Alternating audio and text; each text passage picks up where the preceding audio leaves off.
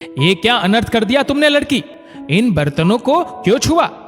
शकुंतला जी आज फिर काम वाली शन्नो की लड़की मुनिया पर चिल्ला रही थी। वो दादी, मेम साहब को चक्कर आ रहे थे तो उन्हें पानी दे रही थी। मुनिया डरते हुए बोली। शन्नो, अरे शन्नो, कहां मर गई? शकुंतला जी चिल्लाई। जी आई बड़ी मालकिन, शन्नो छत से चिल्लाई। देख, तेरी लड़की ने सारे बर्तन अशुद्ध कर दिए, कल से इसे मत लाइयो साथ में। शकुंतला जी गुस्से में बोली। पर कुछ नहीं, अगर इसे घर नहीं छोड़ सकती तो तू भी मत आइयो काम पर, समझी? और हाँ, ये गिलास या तो अपने साथ ले जाइयो या फेंक दियो बाहर। शकुंतला जी ये बोल अपने कमरे में चली गई।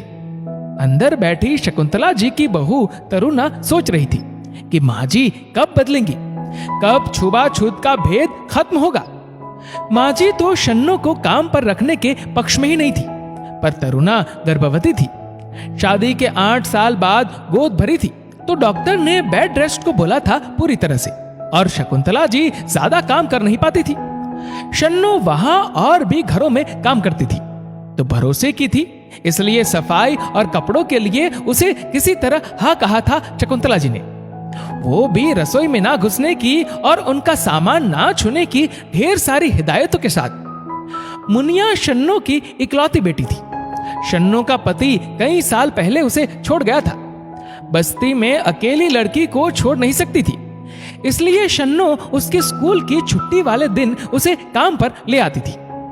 अगले दिन से शन्नो ने शकुंतला जी के घर आना बंद कर दिया। दूसरी काम वाली मिलना भी आसान नहीं था, ऊपर से शकुंतला जी का व्यवहार भी जग जाहिर था। शकुंतला जी किसी तरह काम करती थी घर के, सुबह शाम थोड़ी मदद उनका बेटा पार्थ कर देता था। माँ, मुझे ऑफिस के काम से कुछ दिनों के लिए दिल्ली जाना है। एक शाम पार्थ आकर बोला। पर बेटा, बहू की प्रसव की तारीख नजदीक है, ऐसे में तेरा यहां होना जरूरी है। शकुंतला जी बोली।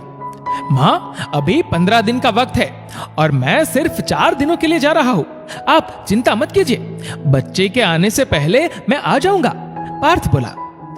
पार्थ तरुणा को अपना ध्यान रखने की हिदायत दे दिल्ली चला गया। बहू, मैं पास के बाजार से कुछ जरूरी सामान ले आऊं, तब तक तुम आराम करना, मैं 1-2 घंटे में आ जाऊंगी। एक दिन शकुंतला जी तरुणा से बोली। जी माँ जी, मैं भी तब तक थोड़ा सो लेती हूँ, रात को तो बेचैनी के कारण नींद ही नहीं आती, तरुणा ने कहा। शकुंतला जी बाजार चली गई। इधर अचानक तरुणा को पेट में हलचल से महसूस हुई। उसने उठकर पानी पिया। पानी पीते ही पेट में जोर से दर्द हुआ और तरुणा चिल्ला उठी। उधर शकुंतला जी बाजार में अपनी पड़ोसन के साथ बातों में लग गई, तो उन्हें वक्त का अंदाजा नहीं हुआ। तभी पड़ोस के घर से काम करके जाती शन्नो ने तरुणा की चीख सुनी। दरवाजा अंदर से लॉक नहीं था तो शन्नो भागी हुई आई। क्या हुआ भाभी जी? तरुणा को तड़पते देख शन्नो बोली। शन्नो, बहुत तेज दर्द हो रहा है, मम्मी जी भी घर में नहीं है, तुम डॉक्टर को फोन लगाओ जल्दी, लगता है समय आ गया, तरुणा कराहते हुए बोली। शन्नो ने तरुणा से नंबर ले फोन लगाया, पर डॉक्टर एक ऑपरेशन में व्यस्त थी। अब क्या होगा? तरुणा के दिमाग में प्रश्न कौंध रहा था। भाभी, आप आराम से सीधा लेटो, मैं देखती हूं, गांव में तो हम यूं ही प्रसव करवा देते हैं, शन्नो बोली। नहीं शन्नो, मैं अपना बच्चा नहीं खोना चाहती, डॉक्टर का इंतजार करते हैं, तरुणा डरते हुए बोली। भाभी, आने और जाने वाले किसी का इंतजार नहीं करते, जब आना जाना हो तभी आते हैं, और बच्चा किसी भी वक्त आने वाला है, शन्नो बोली। उसने तरुणा के पेट की हल्की मालिश शुरू कर दी। तरुणा दर्द से तड़प रही थी। अस्पताल ले जाने का ना वक्त था ना कोई साथ था। तभी शन्नो की पड़ोसन उसे ढूंढती वहां आ गई। साथ में शन्नो की बेटी मुनिया थी, जो स्कूल से आ गई थी। शन्नो ने मुनिया को बाहर बैठाया और पड़ोसन से पानी गर्म करने बोला। शन्नो तरुणा का कभी पेट सहलाती, कभी सर, कभी उसे तसल्ली देती और जोर लगाने को कहती। शन्नो और उसकी पड़ोसन एक कुशल दाई की तरह प्रसव करवा रही थी। थोड़ी देर में बच्चे के रोने की आवाज आई। तभी शकुंतला जी घर आ गई। बच्चे की आवाज सुन उन्हें आश्चर्य हुआ। तरुणा, तरुणा। वो आवाज देती अंदर आई तो देखा तरुणा दर्द से बेहाल हो थक के लेटी थी और शन्नो के हाथ में एक नन्ही सी जान थी जिसकी गर्भनाल तरुणा से जुड़ी थी। सारी स्थिति समझते ही शकुंतला जी ने तुरंत डॉक्टर को फोन लगाया। डॉक्टर अस्पताल से चल दी थी। तरुणा को एम्बुलेंस में डाल अस्पताल ला बाकी का इलाज किया गया। माँ जी, अगर प्रसव समय पर ना होता तो जच्चा और बच्चा दोनों को बचाना मुश्किल था। वो तो अच्छा हुआ आपने दाई को बुला लिया मेरे उपलब्ध ना होने पर, डॉक्टर शकुंतला जी से बोली। शकुंतला जी हैरान परेशान थी। तभी वहां शन्नो मुनिया के साथ आई तरुणा का हाल पूछने। शकुंतला जी को देख वो एक बार को ठिठक गई। आओ शन्नो, देखो मेरा बेटा तुम्हें धन्यवाद दे रहा है। तुम ही तो हो जो इसे इस दुनिया में लाई हो। शन्नो को देख बिस्तर पर लेटी तरुणा बोली, कैसी हो भाभी आप? मैं तो बस हाल पूछने चली आई, शन्नो झिझकते हुए बोली। तरुणा समझ गई कि शन्नो मम्मी जी से डर रही है। माँ जी, शन्नो ने मेरा प्रसव करवाया और आपके पोते को दुनिया में लाई।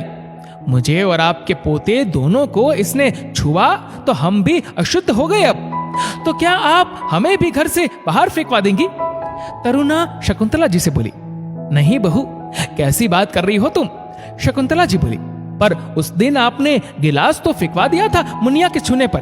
तरुणा फिर बोली, मेरी मति मारी गई थी जो इंसानों में भेद करने चली थी, जबकि पता है सब इंसान ईश्वर के बनाए हैं। शन्नो, तुम मुझे माफ कर दो। शकुंतला जी बोली। अरे नहीं नहीं मेम साहब, ऐसा ना बोलो। भाभी जी और बच्चा ठीक है, बस हम खुश हैं। अब हम चलते हैं। शन्नो बोली। बच्चे की नजर नहीं उतारोगी तुम? तभी शकुंतला जी बोली। शकुंतला जी की बात सुन तरुणा और शन्नो दोनों उन्हें देखने लगी। ले उतार इसकी नजर और अपना इनाम पकड़। 2000 का एक नोट निकाल शन्नो को देते हुए शकुंतला जी बोली। नहीं मेम साहब, ये, शन्नो हकलाते हुए बोली। हाँ हाँ पकड़, मिठाई ले लेना इससे, और हाँ कल से काम पर आ जाना। मुझसे अकेले नहीं होती तेरी भाभी की देखभाल, समझी? फिर मुन्ने को खिलाने को मुनिया भी तो चाहिए। शकुंतला जी मुनिया को देख हंसते हुए बोली। शन्नो की आंख में खुशी के आंसू थे।